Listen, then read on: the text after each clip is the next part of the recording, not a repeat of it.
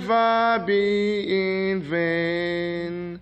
To serve with Lord and might, one nation bound in freedom, peace and unity. Now we'll sing the Canadian national anthem. Oh, Canada, our home and native land, through patience love, in all license command, with all we see the rise, the true north, strong and free. From far and wide, O Canada, we stand on guard for thee. Leave our land, glorious and free.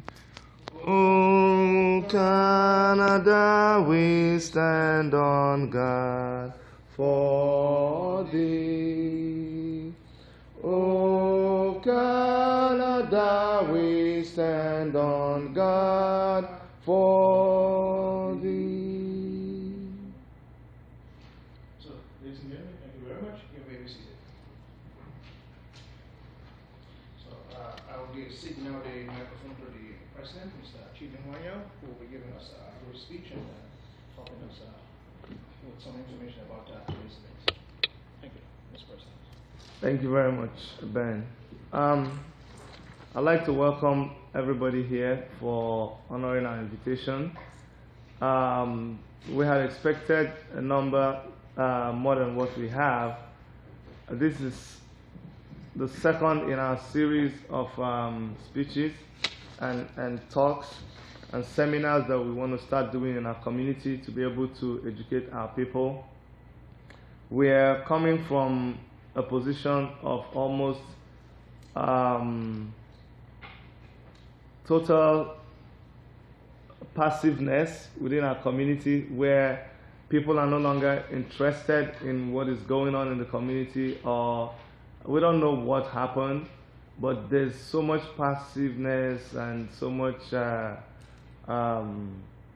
nonchalancy, and we thought, you know what, it's time we begin to address the issues that are happening in our community, and that's why we came up with this speaker series. Now, the Nigerian Canadian Association, just a background information, started way before the 70s, sometimes in the 60s. It was started by a group of students, Nigerian students schooling here in Canada, from different universities. They used to meet at the Student Center of University of Toronto down at George Street, and they continued through the Nigeria-Biafra Civil War. And after the war, of course, most of them graduated from the schools, and they decided to come together and form a group that was called ONIC, ONNIC, which stood for Organization of Nigerians in Canada.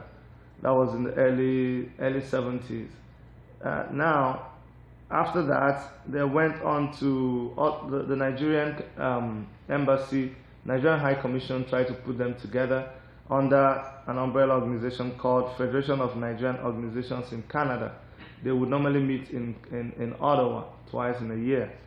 That continued until finally metamorphosized into the Nigerian Canadian Association, which is what we have today. Nigerian Canadian Association is basically the umbrella organization that all the other Nigerian associations in Canada fall under. We have different branches all over Canada. We have in Montreal, we have in Ottawa, we have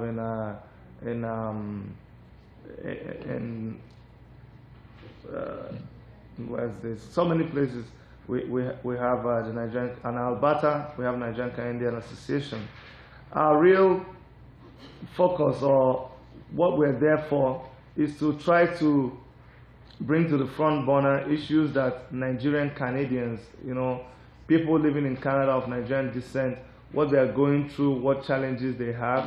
We try to relate between them and the government. We organize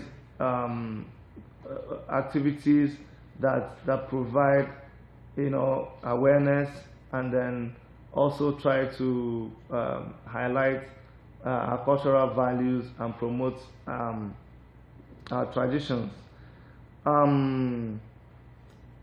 We usually help with passport renewals and registration. Whenever there's a dispute within our communities, we set up a committee and we go to try to help them with these disputes. We sometimes organize picnics, we give awards, and then we help anywhere we can, anytime we're called. In the past, what we used to do was that was long time ago, before we had a lot of other local community associations. If someone of Nigerian descent died, the NCA made sure that if they wanted the body of their beloved person to be sent back to Nigeria, they made sure that the body was flown back home. I got this information from talking to a lot of people. That was one of the things they made sure they did. But down the road, a lot of other smaller organizations now do these things. But basically, that's what we do. We meet here every Sunday, right in this council chambers, or sometimes in the other meeting rooms. We meet from 3 p.m. to 6 p.m. and then, like I said, this is the second in a lot of speaker series that we have lined up to be able to address our issues. Like I said before, we mostly did like picnics and other cultural activities, but we discovered that we need to be addressing issues, health issues, family issues, security issues, and that's why you're here. Once again, on behalf of the members of the executive, some of them are here, and our board of directors, I want to welcome our speakers and our audience to this program. You're all welcome. Thank you very much. My name is Chidi Manyanwu. Thank you very much.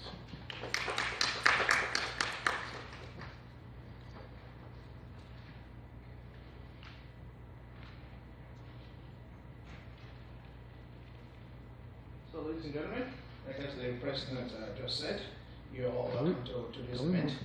The next item on our agenda today will be to introduce our speakers.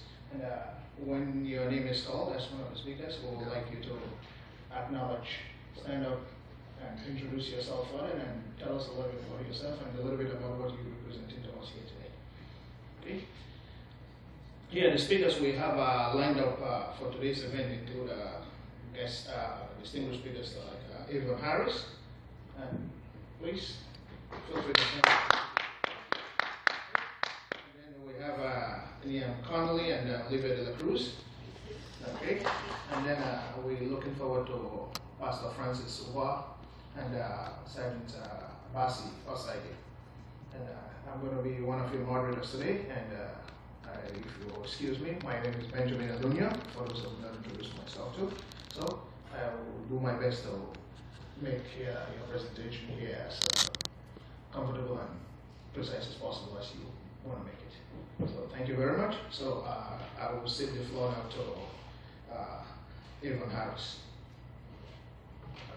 Thank you. Erica, can you use the big camera to record? Thank you. Thank you.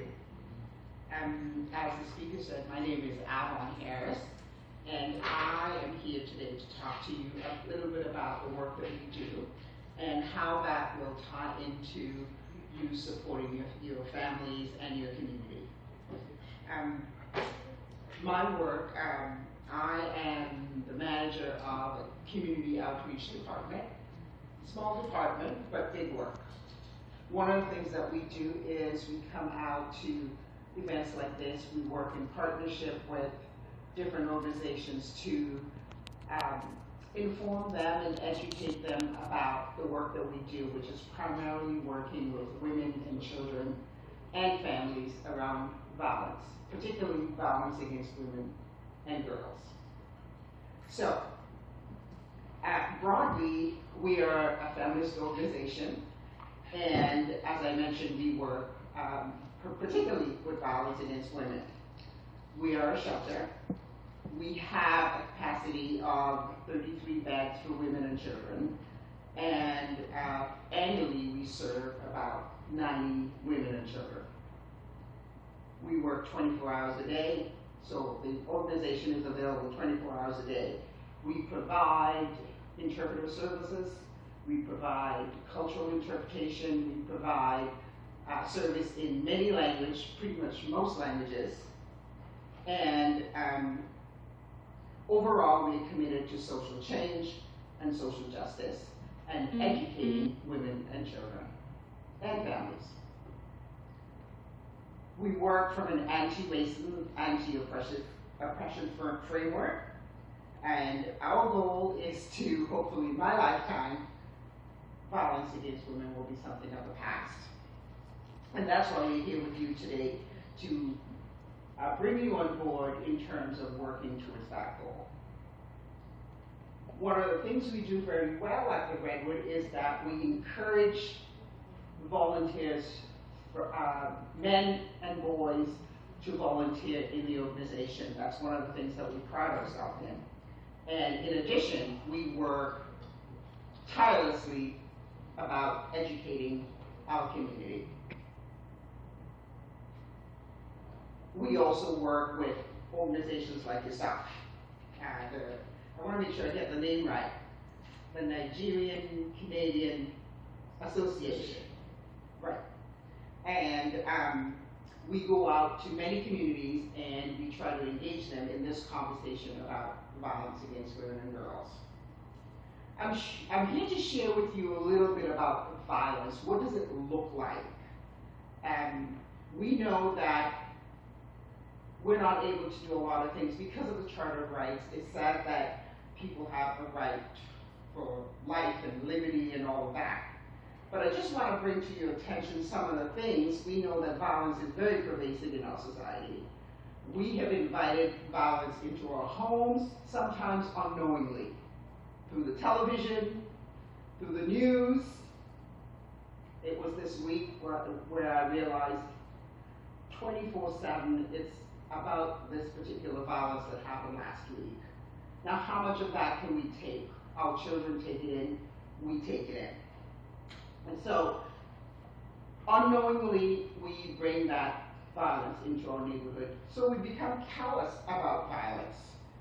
We see it in our children sometimes, they act out. We know this has to come from somewhere. But more importantly, we know that children are like sponges and they absorb everything that we say, every action.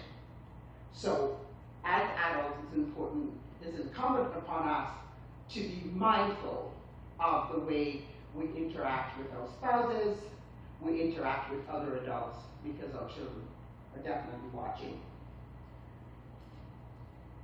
We know from working in the community that women tell us that they don't want to leave their homes, they don't want to leave their partners, they don't want to be displaced.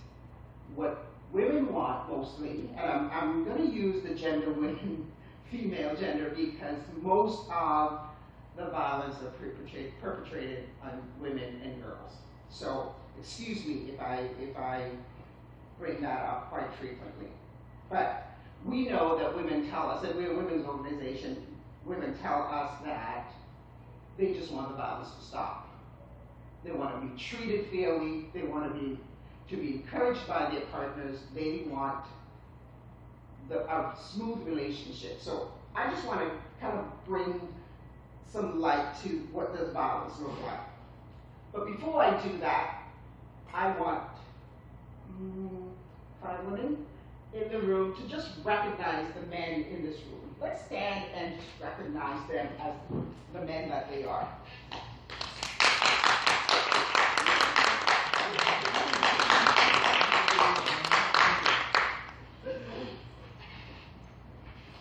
We know, well, I know, as men of color, some of the challenges that we face, or you face.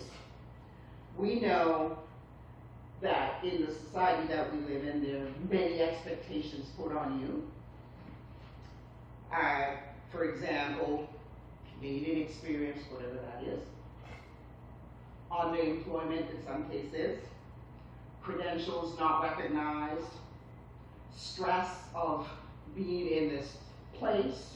In some cases, it's a new place, and trying to maneuver and find your way.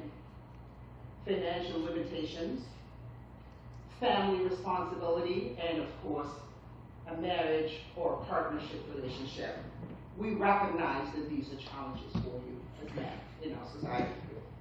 And to recognize Father's Day for those of you who are fathers, we want to say we salute you.